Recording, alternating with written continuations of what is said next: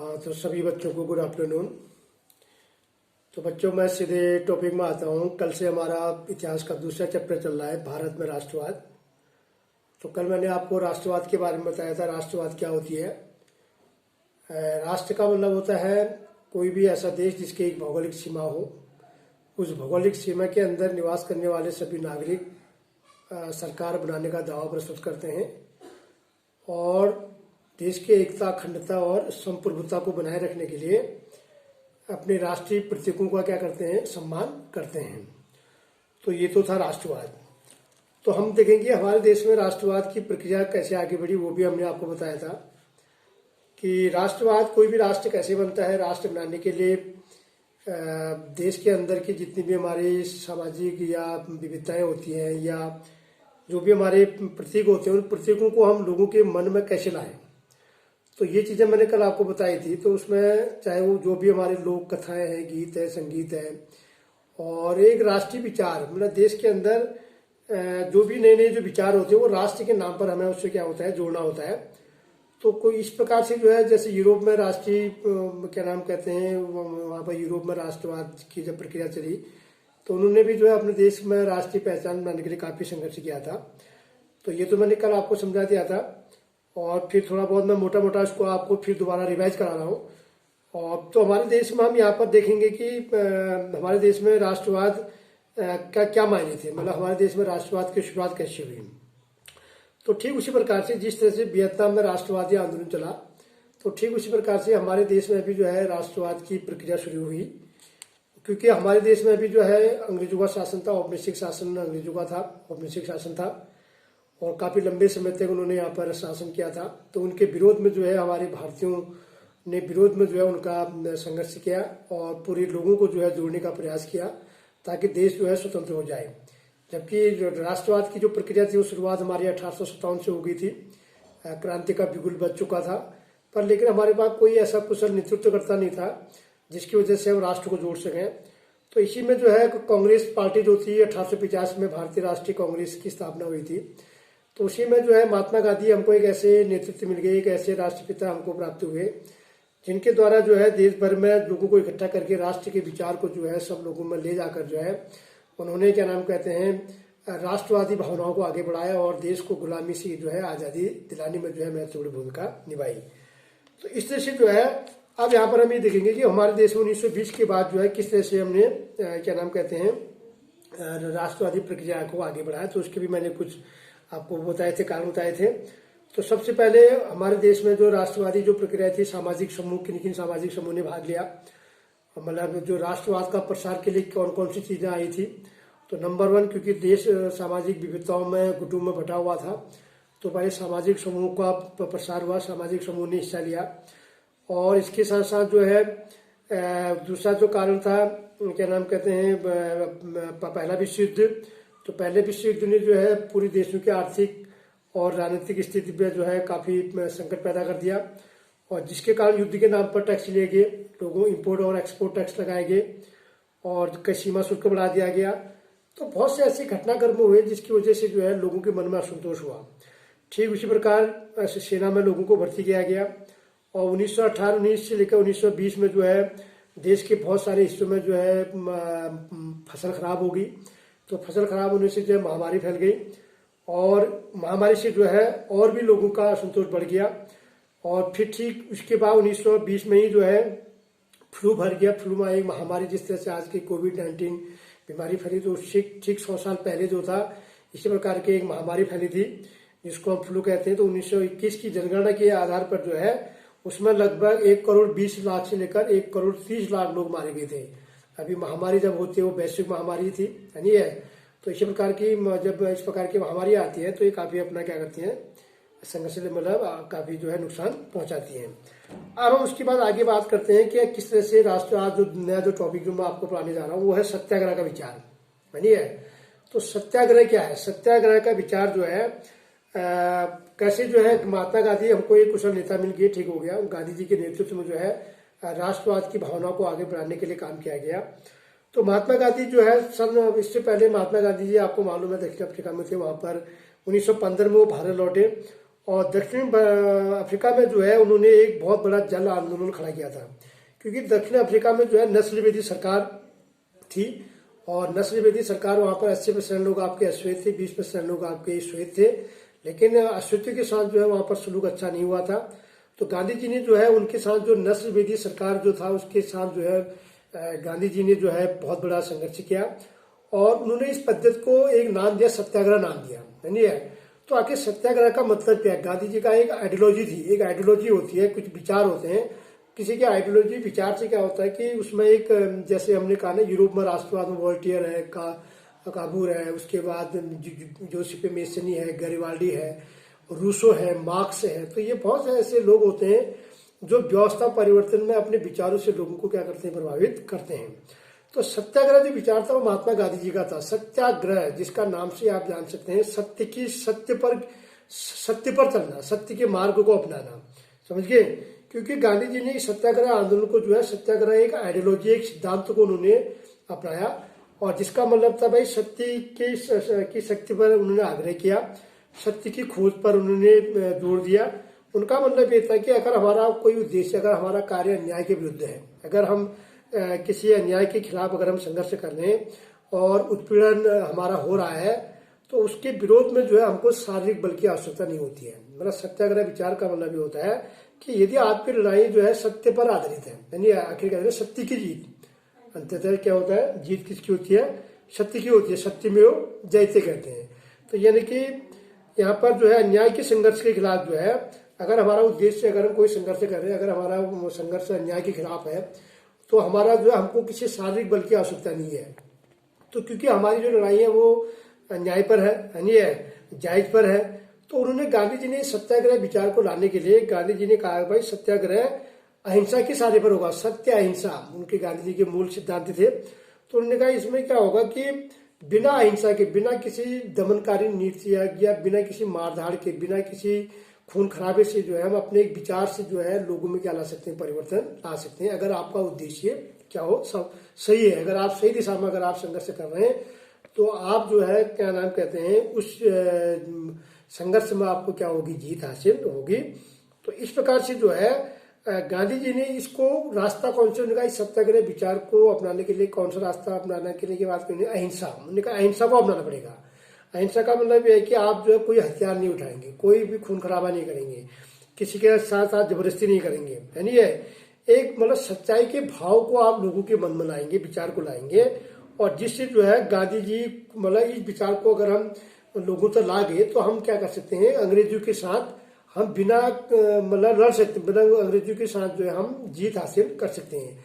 अगर आप हिंसा के बल पर आप अगर अंग्रेजों के साथ संघर्ष करेंगे, तो उनके पास पूरा पावर उनके पास है, पूरी शक्ति उनके पास है, यानी है, क्योंकि सेना उनकी है, सरकार उनकी है, तंत्र उनके हाथ में है। तो किसी भी स्तर से भी, साम दाम दंड भेद, किसी भी स्तर से वो आपको जो है, अगर मारकाट की जब बात आएगी तो उसमें हम क्या हो जाएंगे, सेना सरकार सत्ता उनकी है, तो हम क्या हो जाएंगे, उसमें जीत हासिल हमको नहीं होगी। तो इसलिए हमें सत्य और अहिंसा का मार्ग को अपनाकर हमेशा जीत किसकी होगी, सत्य की होगी। तो ये जो विचार था, ये था गांधी जी का सत्याग्रह, यानी है। तो सत्य की जीत, सत्य पर आधारित अगर हमारा संघर्ष और अन्याय के खिलाफ क्या नाम कहते हैं, अगर हम संघर्ष करते हैं, किसी अन्याय और भी उसके विरुद्ध हम अगर संघर्ष करते हैं, तो हमको किसी शारीरिक बल की आवश्यकता नहीं होती है। बिना शारीरिक बल के हम उसमें जीत हासिल कर सकते हैं।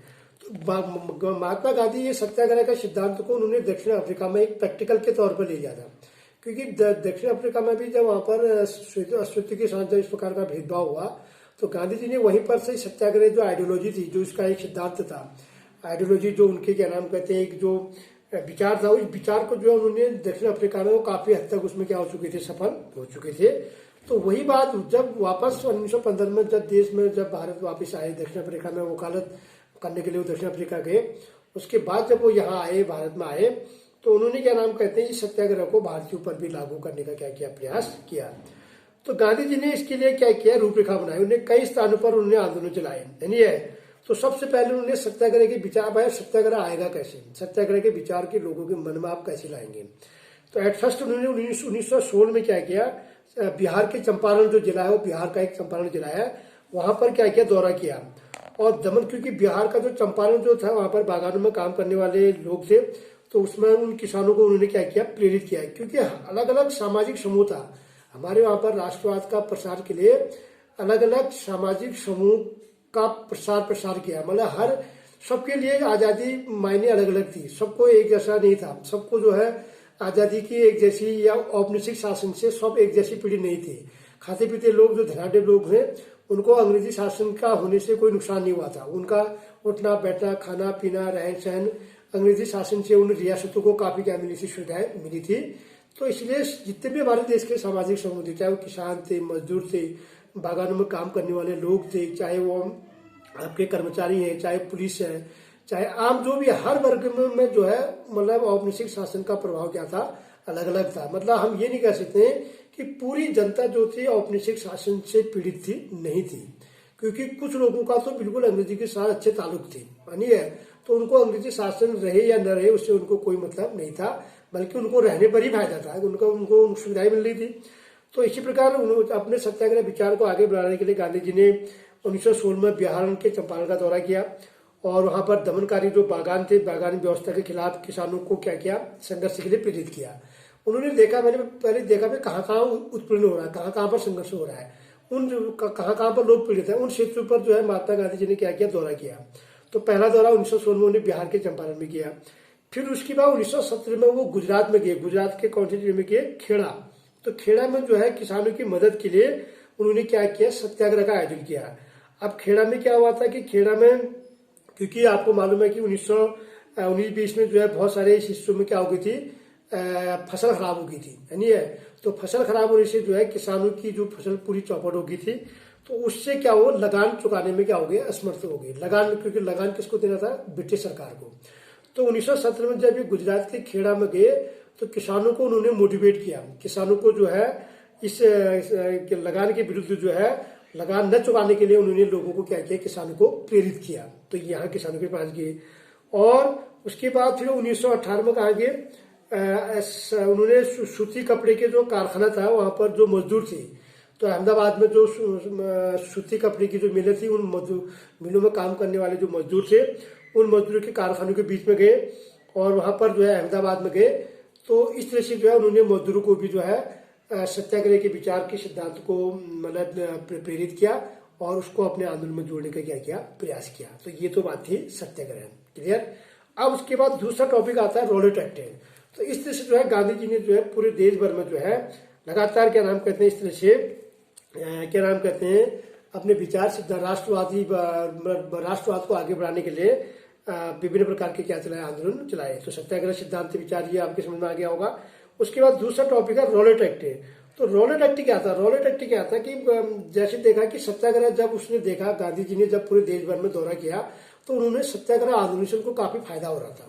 सत्याग्रह आंदोलन से उनको जो है लोग जुड़ रहे थे, लोग उनको क्या नाम कहते हैं, जहां जहां भी हो, चाहे वो किसानों के पास गए, मजदूर के पास गए और क्या नाम कहते हैं कारखानों में गए, तो लोग उनके साथ पीछे से पीछे लोग जुड़ रहे थे।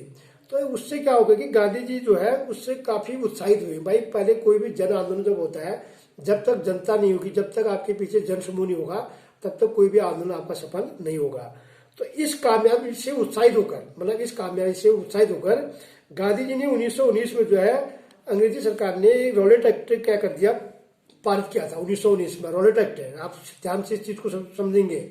तो रॉलेट एक्ट 1919 के खिलाफ जो है उन्होंने राष्ट्रव्यापी क्या कर दिया, आंदोलन फैसला लेने का निर्णय लिया, क्योंकि 1919 में ब्रिटिश सरकार ने एक रॉलेट एक्ट पारित कर दिया था। इस रॉलेट एक्ट के विरोध में जो है गांधी जी ने इसके विरोध में जो है क्या किया, पूरे देश भर में एक व्यापक आंदोलन छेड़ने का, एक व्यापक आंदोलन चलाने का प्रयास किया। और तो क्योंकि इस कानून के तहत जो है भारतीय सदस्यों ने जो उस रॉलेट एक्ट में जब ये कानून पारित हुआ, तो भारतीय सदस्यों के भारी विरोध के बाद उस रॉलेट एक्ट का विरोध उस समय भी हुआ जब वो कानून बना था। तो जो उसमें क्या था, जो हमारा इंपीरियल लेजिस्लेटिव जो काउंसिल थी, जल्दीबाजी में जो है मतलब भारतीयों के विरोध के बावजूद जो है ब्रिटिश सरकार ने रॉलेट एक्ट को क्या कर दिया, जबरदस्ती लागू कर दिया, समझ गए। और इस प्रकार से जो है अनेक क्या नाम कहते हैं, रॉलेट एक्ट से क्या हुआ कि इस कानून के जरिए सरकार को एक बहुत बड़ा पावर मिल गया।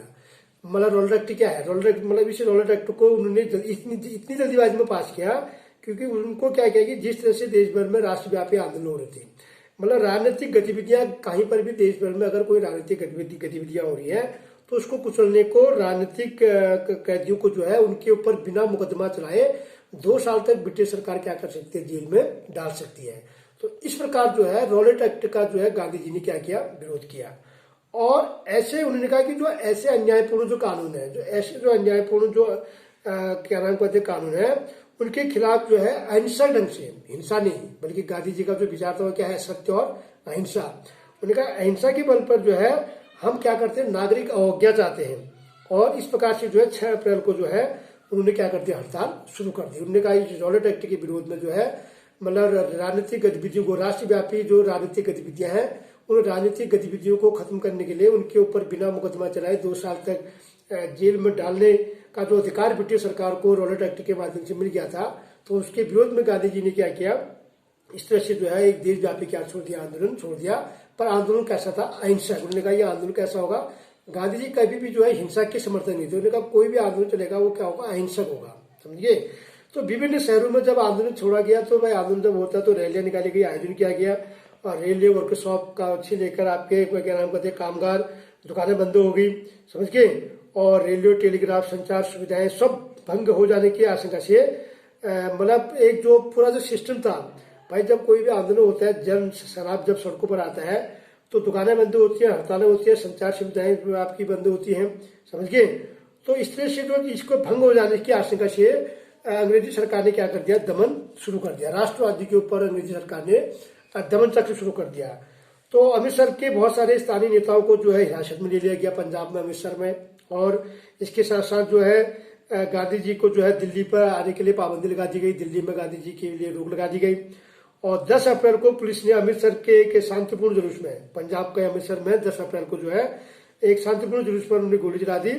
और इसके बाद लोग बैंक, डाकखाने, रेलवे स्टेशन पर क्या करने लगे, हमला करने लगे। जैसे ही 10 अप्रैल को अमृतसर के शांतिपूर्ण जुलूस पर जब गांधी जी ने, जब अंग्रेजों ने क्या नाम कहते हैं गोलियां चलाई, तो उसके बाद जो है लोग क्या करके, लोगों ने फिर क्या कर दिया, हमला शुरू कर दिया। मतलब वो आंदोलन का स्वरूप पहले क्या था, अहिंसक था, लेकिन जैसे ही अंग्रेजी सरकार ने गोलियां चलाई, राष्ट्रवादी पर जब संघर्ष किया, तो उनके ऊपर जो है क्या कर दिया गया, क्या नाम कहते हैं, फिर तोड़ फोड़ क्या होगी, शुरू होगी, है नहीं है। ऐसा आपने देखा होगा जब भी कोई ऐसा आंदोलन होता है। तो इस तरह से जो है मार्शल लॉ लागू कर दिया गया। जनरल डायर का नाम आपने सुना होगा। तो मार्शल लॉ जो है लागू कर दिया गया। और 13 अप्रैल को जो है इस प्रकार की जो घटना है वो जलियांवाला बाग का हत्याकांड कहते हैं। तो इस प्रकार से जो है 13 अप्रैल को जो अमृतसर के एक बाग में जो है सारे गांव के लोग जो है एक मेले में शिरकत करने के लिए जलियांवाला बाग के मैदान में इकट्ठा हुए थे। और वहां पर चारों ओर से मैदान बंद था, उसका मुख्य दरवाजा एक ही था, सारे लोग वहां पर जुटे हुए थे। लेकिन जनरल डायर ने मार्शल लॉ लागू किए जाने के उसमें जो है उनके ऊपर क्या कर दिया, निहत्थे हथियारबंद सैनिकों ने जो है हमारी जनता के ऊपर क्या चला दी, गोलियां चला दी। और जिससे सारे रास्ते उनके बाहर आने का रास्ता बंद हो गया। और क्या नाम कहते हैं, अंधाधुंध जो है सिपाहियों ने जो है गोलियां चलाई और जिसमें जो है सैकड़ों लोग जो है मारे गए। तो इतिहास में ऐसी घटना को हम क्या कहते हैं, 13 अप्रैल की जो घटना थी, जो पंजाब के जलियांवाला बाग का जो हत्याकांड था, पंजाब में हुआ था। तो इस तरह से इसको हम जलियांवाला बाग का हत्याकांड कहते हैं। तो इस तरह से जो है मतलब बाग के अंदर, जो बगीचे के अंदर शांतिपूर्ण तरीके से जो है लोग बैठे हुए थे। और वहां पर जो है क्योंकि मार्शल लॉ वहां पर जब विरोध हो रखा था, तो उन्होंने जनरल डायर ने जो है मार्शल लॉ लागू कर दिया। तो मार्शल लॉ लागू होने से क्या होता है कि कहीं पर आप जनसमूह के रूप में इकट्ठा नहीं हो सकते। तो इस प्रकार से जो है उन्होंने क्या कर दिया, वहां पर गोलियां चला दी। और तो इस प्रकार से जो है सत्याग्रह धीमे धीमे क्या हुआ, मतलब इसमें जो है ये लगातार ये आंदोलन आपका बढ़ता गया। और जलियांवाला बाग की खबर जब पूरे देश भर में फैली, तो पूरे उत्तर भारत के लोग जो है सड़कों पर आ गए, समझ गए। और सबने जो है मोर्चा, मतलब सबने पुलिस से जो है मोर्चा लेने लगे। सरकारी जो कार्यालय थे, इमारतें थे, उस पर हमला होने लग गया। और इस सरकार ने जो है अनेक प्रकार की दमनात्मक कार्रवाई की, उसको कुचलने का प्रयास किया। और सत्याग्रहों को जो है सत्याग्रहों के ऊपर कठोर कार्रवाई की गई और उनको बंद कर दिया गया, समझ गए। और उसमें उनको जेल के अंदर ठोस ठोस कर जो है उनके ऊपर कोड़े मारे गए और बम बरसाए गए। तो इस तरह की जो घटना थी, ये अपने आप में जो है महात्मा गांधी ने जब देखा भाई हमारा जो आंदोलन है वो अहिंसक था, लेकिन ये आप क्या हो गया, हिंसात्मक हो गया। क्योंकि गोलीबारी से जो है बहुत सारे लोग मर गए। एक तो जलियांवाला बाग का हत्याकांड हो गया। और राष्ट्रवादी को कुचलने के लिए अंग्रेजी सरकार ने क्या नाम कहते हैं, दमन चक्र अपनाया। तो उसके विरोध में जो है कामगार, रेलवे, परिवहन, संचार और उनके ऊपर जो है वो सारी जो सेवाएं बंद हो गई। तो उनका जो एक सिस्टम था, जो उनका एक कम्युनिकेशन जो था वो सब बंद हो गया था। तो जिसकी वजह से जो है उन्होंने पूरे जनरल डायर ने मार्शल लॉ लागू कर दिया और 13 अप्रैल को जो है जलियांवाला बाग का क्या हो गया, हत्याकांड हो गया। तो इस प्रकार से जो है जब आंदोलन बड़ा हो गया तो गांधी जी ने भले ही ये कहा कि भाई सत्याग्रह आंदोलन मतलब ये आंदोलन जो था आपका सत्याग्रह एक बहुत बड़ा आंदोलन था, लेकिन अभी भी वह मुख्य रूप से शहरों तक ही था। मतलब सत्याग्रह के विचार में जब लोग जुड़े तो गांधी जी ने देखा भाई ये आंदोलन आपका अभी तक केवल कहाँ तक है, अभी तक ये आंदोलन आपका शहर तक ही चल रहा है। मतलब शहर के लोग ज्यादा लोग उसमें जागरूक हैं और मतलब ये अभी सत्याग्रह को, क्योंकि बाद में जब ये खून खराबा हो गया, बहुत से लोग मारे गए, तो फिर इसका स्वरूप बदल गया। तो गांधी जी ने इस आंदोलन को क्या ले लिया, वापस ले लिया। तो भले ही रॉलेट सत्याग्रह बहुत बड़ा आंदोलन था, लेकिन अभी भी वह मुख्य रूप से शहरों और कस्बों तक ही सीमित था। तो महात्मा गांधी पूरे भारत में ही एक बहुत बड़ा जनाधार वाला आंदोलन खड़ा करना चाहते थे, लेकिन उनका मानना था कि हिंदू मुसलमान को एक दूसरे से को एक साथ लाकर, जो नजदीक लाकर ही हम इस बड़े आंदोलन को खड़ा कर सकते हैं, क्योंकि हिंदू और मुसलमानों के बीच भी विभेद था।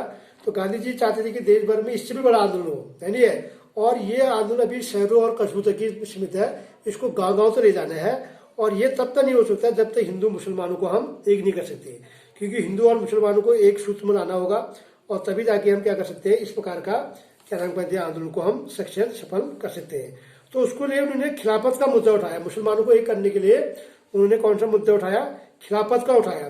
तो खिलाफत का मुद्दा उठाकर दोनों समुदाय को नजदीक लाने का प्रयास किया, क्योंकि पहले विश्व युद्ध में, जो आपका पहला विश्व युद्ध हुआ 1914 में, तुर्की की हार हो चुकी थी और इस आशय की अफवाहें फैली हुई थी कि इस्लामिक विश्व के आध्यात्मिक नेता खलीफा जो है ऑटोमन सम्राट पर बहुत सख्त संधि थोपी जाएगी और खलीफा की तात्कालिक शक्तियों की रक्षा के लिए 1919 में जो है बंबई में खिलाफत समिति का क्या कर लिया, गठन कर लिया। मतलब गांधी जी ने जो है मुसलमानों को जोड़ने के लिए उन्होंने खिलाफत को लाया, खिलाफत को हथियार बनाया। तो खिलाफत का मतलब ये था कि पहले विश्व युद्ध में ऑटोमन तुर्की की हार हो चुकी थी, समझ गए। तो तुर्की जब हार गया था तो यहाँ पर एक ऐसी अफवाह फैल गई थी कि इस्लामिक विश्व के जो आध्यात्मिक नेता खलीफा है, ऑटोमन सम्राट पर एक बहुत बड़ी शक्ति संधि मतलब क्या करिए थोपी जा रही है। और खलीफा की जो शक्तियां हैं, मतलब मुसलमानों का जो खलीफा जो है, जो उनके नेता है, उनकी शक्ति को कम करने के लिए जो है उसकी शक्तियों को क्या है, उस पर एक संधि थोपी जाएगी और उसका उनके अधिकारों को कम किया जाएगा।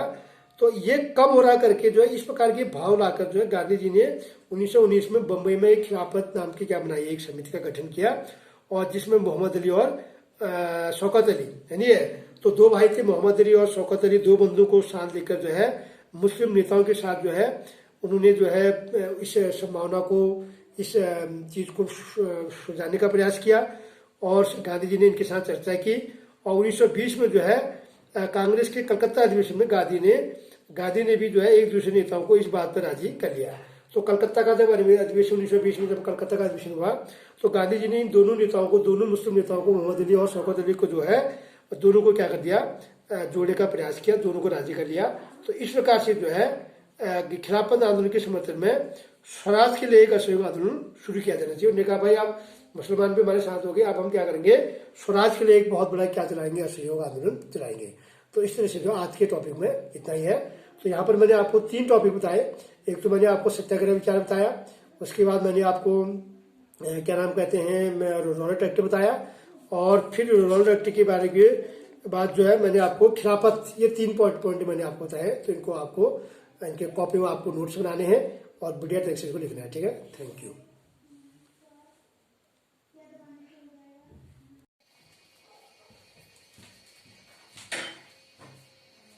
तो इस तरह से जो है बच्चों मैंने आपको भारत में राष्ट्रवाद में आज का जो टॉपिक था, तो मैंने आपको क्या क्या बताया था, सत्याग्रह, रॉलेट एक्ट और जलियांवाला बाग का हत्याकांड और खिलाफत आंदोलन।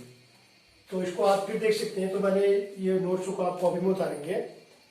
तो भारत में सत्याग्रह का मतलब क्या समझे, सत्याग्रह का आशय सत्य और शक्ति का आग्रह, सत्य की खोज पर जोर दिया जाता है। यदि आपका उद्देश्य संघर्ष और अन्याय के खिलाफ है तो आपको जो है शारीरिक बल की आवश्यकता नहीं होती है। तो ये गांधी जी ने कहा था कि सत्याग्रह एक विचार है, एक आइडियोलॉजी थी गांधी जी की। इस सत्याग्रह के विचार को जो है दक्षिण अफ्रीका से जब उन्होंने वहां पर इस सत्याग्रह पर काम किया, तो भारत में भी जो है जितने भी सामाजिक समूह थे उन सामाजिक समूह पर जो है सत्याग्रह के विचार को ले जाकर जो है उन्होंने कहा कि हमारी लड़ाई सत्य पर आधारित है, तो हमें किसी शारीरिक बल की आवश्यकता नहीं है। तो ऐसे विचार को, ऐसे सिद्धांत को, ऐसे आइडियोलॉजी को हम क्या कहते हैं, सत्याग्रह कहते हैं। क्योंकि हमारा संघर्ष क्या है, गांधी जी ने कहा कि हमारा संघर्ष अन्याय के खिलाफ है, तो हमें किसी शारीरिक बल की आवश्यकता नहीं है। तो इस सिद्धांत को, ऐसे विचार को हम क्या कहते हैं, सत्याग्रह कहते हैं। और जो किस पर आधारित होगा, अहिंसा पर। मतलब कोई भी अगर आंदोलन होगा, कोई भी अगर हम क्या नाम कहते हैं काम करेंगे, अपनी मांगों को जो भी हमारी जायज मांग है उन मांगों को मनवाने के लिए हम हिंसा का रूप धारण नहीं करेंगे, अहिंसा के तरीके से जो है हम काम करेंगे। लेकिन आपने देखा तो गांधी जी जो है 1900 चंपारण में गए, फिर उसके बाद खेड़ा में गए, गुजरात में गए, फिर अहमदाबाद में सुश्रुति मिल के कारखानों में गए। तो वहां पर लोगों को उन्होंने सत्याग्रह के विचार को समझाया। लेकिन धीमे धीमे जो है बाद में जो है जब लोगों को, गांधी जी को लगा कि बहुत अच्छा समर्थन मिल रहा है, तो बाद में ये कार्रवाई क्या होगी, हिंसक होगी, है। तो हिंसा का स्वरूप क्या हुआ, भी बाद में जब काफी ज्यादा जब क्या नाम कहते हैं लोगों ने इसमें भाग लिया, तो अंग्रेजी सरकार ने दमनात्मक कार्रवाई क्या करनी शुरू कर दी। तो उसके बाद आता है सरकार ने क्या करते हैं, रॉलेट एक्ट पास कर दिया। ब्रिटिश सरकार ने, रॉलेट एक्ट का मतलब होता है सरकार ने इंपीरियल लेजिस्लेटिव एक्ट ने, काउंसिल ने जो है जल्दीबाजी में एक ऐसा कानून पास कर दिया, इस कानून के जरिए जो है सरकार को राजनीतिक गतिविधियों को कुचलने का मौका मिल गया।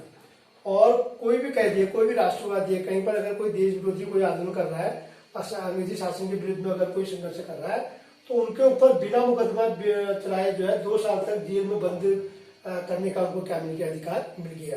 तो ये था रॉलेट एक्ट। तो ये 1919 में जो है गांधी जी ने रॉलेट एक्ट के विरोध में उन्होंने कहा कि जो ये रॉलेट एक्ट है, इस रॉलेट एक्ट को, जबकि इसमें इस भारतीय सदस्यों ने भी जो है इस रॉलेट एक्ट को का विरोध किया था, लेकिन उसके विरोध के बावजूद भी जो है ब्रिटिश सरकार ने क्या किया, इस इंपीरियल लेजिस्लेटिव काउंसिल ने जो है जल्दीबाजी में इस कानून को पास करके राष्ट्रवादी के ऊपर दमनात्मक कार्रवाई करने के लिए उनका रास्ता क्या हो गया, खुल गया। अब देश भर में कहीं पर कोई भी आंदोलन होंगे, इस रॉलेट एक्ट के तहत जो है उनको जेल में डालने का क्या अधिकार मिल गया। तो उसी के तहत गांधी जी को जो है दिल्ली आने पर पाबंदी लगा दी गई, है। तो इसका विरोध, रॉलेट एक्ट का जब गांधी जी ने इसका विरोध जो किया, तो विरोध करने के लिए गांधी जी ने पूरे देश भर में जो है इस रॉलेट एक्ट को वापस लेने के लिए मांग उठाई, है। और इस एक्ट को जो है, इस रॉलेट एक्ट को समाप्त करने के लिए जो है संघर्ष किया। तो धीमे धीमे क्या हुआ, गांधी जी के बाद में क्या हुआ, देश भर में जुलूस निकले, शांतिपूर्वक हड़ताल हुई, दुकानें बंद हुई, परिवहन संचार सुविधाएं ये सब बंद हुए। तो इससे क्या हुआ कि 10 अप्रैल 1919 को क्या नाम कहते हैं, इसी का एक्ट के तहत जनरल डायर ने क्या कर दिया, मार्शल लॉ लागू कर दिया। तो मार्शल लॉ लागू करने का मतलब ये होता है कि आप कहीं पर भी क्या नहीं कर सकते हैं, कोई भी आप क्या नाम कहते हैं आंदोलन खड़ा नहीं कर सकते, कोई भी आप जन समूह इकट्ठा होकर आप कहीं पर कोई इस प्रकार के राष्ट्रीय विरोधी या ऐसी हड़ताल या कोई इस प्रकार का आंदोलन आप खड़ा नहीं कर सकते हैं। तो 10 अप्रैल 1919 को जनरल डायर ने जो है पंजाब का जो हमारा अमृतसर था, अमृतसर में जो है शांतिपूर्वक लोग जो है जुलूस निकाले थे। तो उन शांतिपूर्वक जुलूस के ऊपर जो है अंग्रेजी सिपाहियों ने जो है, सिपाहियों ने उन पर क्या चला दी, गोलियां चला दी। और फिर जो है 13 अप्रैल को जो है 10 अप्रैल को तो जनरल डायर ने, क्योंकि पूरे लोगों को मालूम नहीं था, मार्शल लॉ लागू हो गया। तो मार्शल लॉ लागू का मतलब ये होता है कि आप कहीं पर भी इस प्रकार की भीड़ में या इस प्रकार का आंदोलन आप खड़ा नहीं कर सकते, या इस प्रकार की गतिविधियों में आप भाग नहीं ले सकते। ये सारा अधिकार उनको कहां से मिला था, ब्रिटिश सरकार को रॉलेट एक्ट से मिला था। तो 13 अप्रैल 1919 को पंजाब के अमृतसर में जो है जलियांवाला बाग का एक मैदान था, उसके चारों ओर से वो मैदान बंद था, मुख्य दरवाजा एक ही था, एक ही दरवाजे से आप अंदर और बाहर जा सकते थे। तो जनरल डायर ने जो है उन निहत्थे लोगों पर, जो शांतिपूर्वक जो मैदान के अंदर जो लोग बैठे थे, उनके ऊपर क्या कर दी जनरल डायर ने, मार्शल लॉ लागू करके, मार्शल लॉ का उनको जानकारी नहीं थी, बाग में बैठे हुए जो लोग थे उनको जानकारी नहीं थी कि जनरल डायर ने मार्शल लॉ लागू कर दिया है। तो उन बाग के मैदान के अंदर जितने भी लोग बैठे थे उनके ऊपर क्या चला दी, गोलियां चला दी। और बाहर निकलने का कोई भी रास्ता नहीं था, क्योंकि मेन रास्ता एक ही था, मैदान के अंदर लोग बैठे थे, हजारों की संख्या में लोग इकट्ठे थे। तो लगभग उसमें उनके ऊपर गोलियां चलाई और सैकड़ों लोग जो है उसको मारे गए। तो इतिहास की ऐसी घटना को हम क्या कहते हैं, रॉलेट मतलब जलियांवाला बाग का हत्याकांड, जो पंजाब के हमारे क्या नाम कहते हैं अमृतसर में जलियांवाला बाग के मैदान में हुआ था। तो इस तरह से जो है ये घटनाएं जो है गांधी जी ने जो है ये सत्याग्रह, रोलेट एक्टिव, जलियांवाला बाग का हत्याकांड हो गया। और उसके बाद गांधी जी ने फिर एक मैंने भी टॉपिक को आपको बता रखा है, ये तो मैं आपको बोर्ड के माध्यम से बता रहा हूँ। खिलाफत, उन्होंने कहा भी इससे भी बड़ा, उन्होंने कहा जब देखा कि लगातार अंग्रेज सरकार, ब्रिटिश सरकार भारतीयों का विरोध आंदोलन को दमन कर रही है, तो गांधी जी ने, क्योंकि अभी तक जो सत्याग्रह के विचार थे केवल गाँव और कस्बों तक ही बना था, गांधी जी चाहते थे कि इस आंदोलन को हम शहर तक ले जाए, मतलब गाँव से ले जाए, सॉरी यानी है।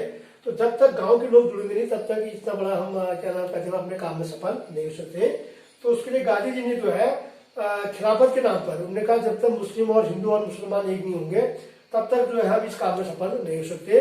तो उन्होंने क्या नाम कहते हैं, गांधी जी ने जो है क्योंकि पहला विश्व युद्ध में ऑटोमन तुर्की की उसके क्या नाम कहते हैं हार चुकी थी, तो उनका जो खलीफा था, खलीफा के साथ एक जबरदस्ती संधि करने की उस पर थोपी जा रही थी।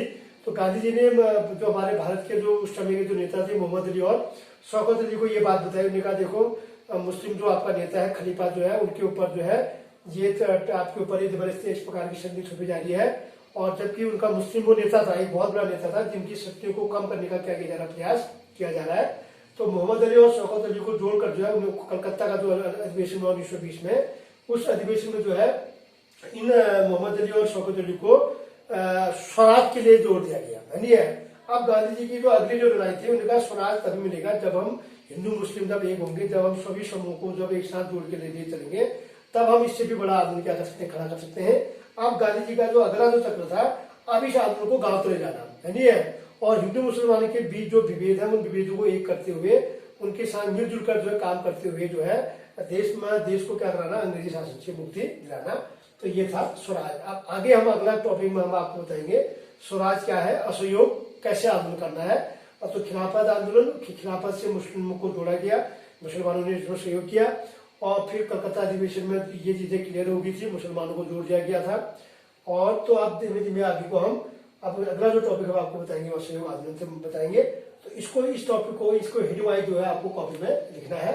इसमें सत्याग्रह, रोलेट एक्टिव, जलियांवाला बाग का हत्याकांड और खिलाफत क्या आंदोलन, है। तो ये 3-4 पॉइंट आपके क्लियर हो गए। तो आज के टॉपिक में इतना ही था। Thank you.